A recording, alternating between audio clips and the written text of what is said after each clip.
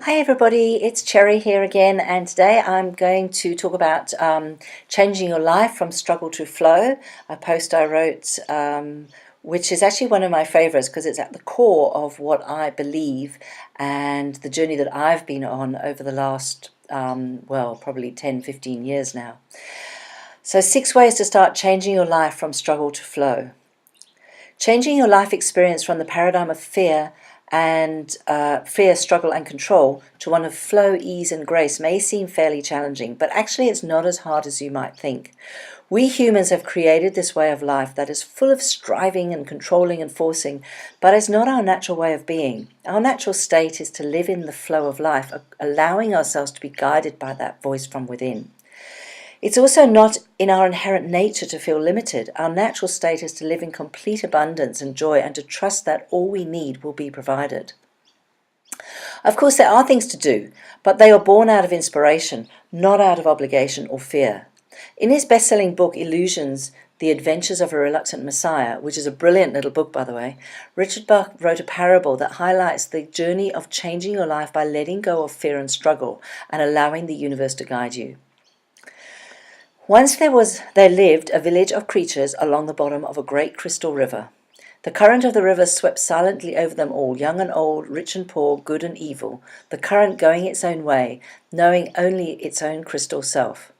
Each creature in its own manner clung tightly to the twigs and rocks of the river bottom, for clinging was their way of life, and resisting the current, what each had learned from birth. But one creature said at last, "I'm tired of clinging. Though I cannot see it with my eyes, I trust that the current knows where it is going. I shall let go and let it take me where it will. Clinging, I shall die of boredom." The other creatures laughed and said, "Fool, let go, and that current you worship will throw you tumbled and smashed across the rocks, and you will die quicker than boredom." But the one heeded them not, and taking a breath did let go, and at once was tumbled and smashed by the current across the rocks. Yet in time, as the creature refused to cling again, the current lifted him free of the bottom, and he was bruised and hurt no more. And the creatures downstream, to whom he was a stranger, cried, "See, a miracle! A creature like ourselves, yet he flies. See the Messiah come to save us all." And the one carried in the current said, "I am no more Messiah than you. The river delights to lift us free, if only we dare to let go. Our true work is this voyage, this adventure." But they cried the more, "Saviour!" all the while clinging to the rocks. And when they looked again, he was gone, and they were left alone, making legends of a saviour. Now, Richard Bach wrote this, obviously, Adventures of a Reluctant Messiah, to highlight how humans tend to, see somebody that's doing something differently to them and making them into a savior or a guru, Messiah. And when in fact they're just, the message is always that we can do exactly as they do. But the point that I love about this is that it talks about somebody who saw a different way of life, who saw something different and had the courage to let go and let the current flow and take them where it will and trust that. And that's why I quoted this here. So hope they enjoyed that. Okay, so changing your life from struggle to flow. Changing your life experience from what you've always known requires you to have the courage to trust yourself and the universe before you have evidence that your trust will be rewarded. But if you don't have that trust, that's also okay, because you can build it. You start with smaller things that you don't see as a big risk, and journal about what happens, and gradually you'll build up that trust. So the first step, or the first point, and there's in no particular order, is to be authentic. Being yourself means having a clear connection to spirit.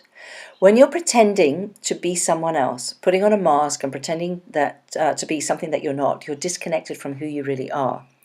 Even if you only do that part of the time, say at work, for example, it means that in that part of your life, what you really want will have a much harder time manifesting, because your vibration is not in alignment with what your heart desires, and you're not in tune to hear the inspiration, intuition, and inner messages that guide you to making that dream a reality. So start shedding the disguise you wear and show your real self to the world. Yes, it's scary, but you may be surprised at the positive reception you get. And this is the thing, we often scared to show, what we feel is our true selves, because people won't accept us, or people might think we're strange or silly or something, you know. But my experience has been that when you are yourself, when you're authentic, people actually warm to you a lot more. They can feel on some level that there's no hidden agenda, that you're not trying to manipulate, that you're not trying to be something that you're not. And on that level, they, as I say, they warm to you and trust you a lot more as well, you know. So when you start doing that, it is scary, but you might be surprised at the reaction that you get. So the second point is be completely honest with yourself about what it is you really want. Now, often when we're in that mode of trying to be something we're not, we actually bury our true desires.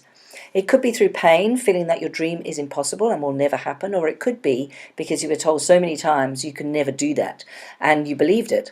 So dig down, you know, what is it you really want? It's okay not to be what everyone else wants, you know. It's okay if you want things that other people don't want. And it's also okay if you want to be something different to what everybody else wants you to be, or what everybody else thinks you should be, and even what you thought you wanted to be.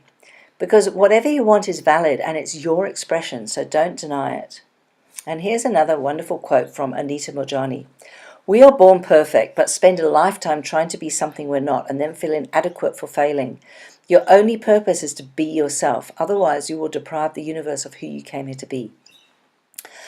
For those of you that don't know, Anita Moorjani wrote a book called Dying to Be Me about her recovery from cancer and her near-death experience. And it's actually an amazing, amazing book. So I highly suggest that that everybody reads that. It's not to do with cancer. That was just her journey.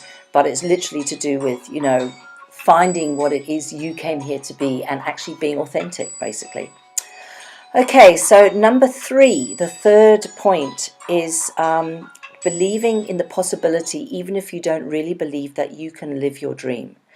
When your ideal seems an impossible dream, it's hard to have an unshakable belief in your ability to make it happen, as some people would advocate. The truth is, you don't need that level of belief in yourself or the ability to make your dream come true. All you need to believe is that it's a possibility. If you've seen other people do it, you know that in the world it is a possibility, even though have no idea of what to do or how to make it manifest.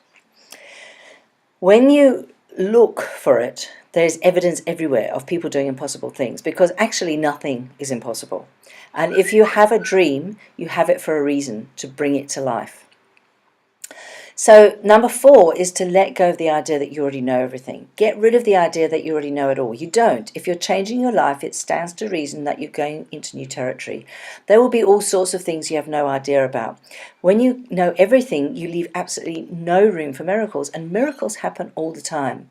But when you know it all already, you just don't see them. So be open to hearing inspiration and trusting it without having to know how it will all work out or how it all connects. And the step 5 or point 5 was stop resisting change. Allow your life to flow in its unpredictable, mysterious and magical way. Life is always going to change. Everything changes. So whilst you resist changing anything, you get stuck in a rut. Your life becomes stagnant. There is no growth and nothing new can flourish. So get out of your own way and flow with change. Recapture that inquisitive wonderment you had as a child and allow more magic into your life. And number 6, your only job is to feel joy as much as you possibly can in each moment. And here's the thing, if you only follow one step of these 6, then make it this one. If you can feel joy, or as close as you can to joy, as often as possible, all the other steps just happen. Now, this doesn't mean pretending you're happy when you're devastated by some unexpected event. It means in each tiny moment, choose a better feeling. So if you're stuck in a job right now that you hate and you just can't leave it at the moment, find some small way to feel better, to feel happier in each moment. It might be to say a kind word to a colleague, for example, or share a laugh together. It might be to decide in that moment that your life is worth more and you're going to find another job. Whatever it is, each moment holds the potential for light or dark. It's up to you what you choose to see. And once you start doing this, you'll be amazed at how things shift quite unexpectedly. Suddenly, your awful manager leaves, or an invitation appears from nowhere to do something you love. See, magic does happen, but but you need to allow it the opportunity to show up. So changing your life by moving from the old paradigm of struggle and hiding who you really are to allowing yourself to be in the flow and your true self to shine may seem scary.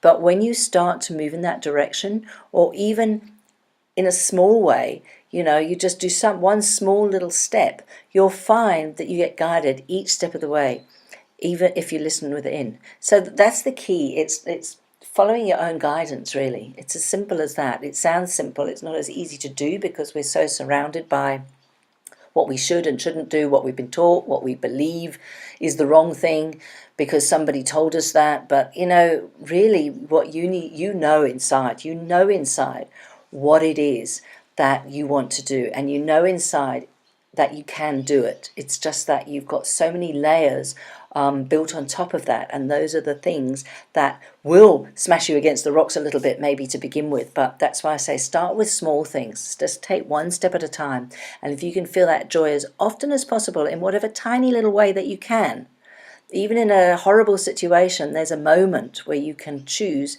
just to focus on something nice instead of focusing on the horrible thing that's happened, then that will start shifting your life into this new way of being. So I hope you got something out of that. Thank you so much for taking the time to listen and watch, and I hope you have a wonderful day further, and I look forward to sharing with you again soon.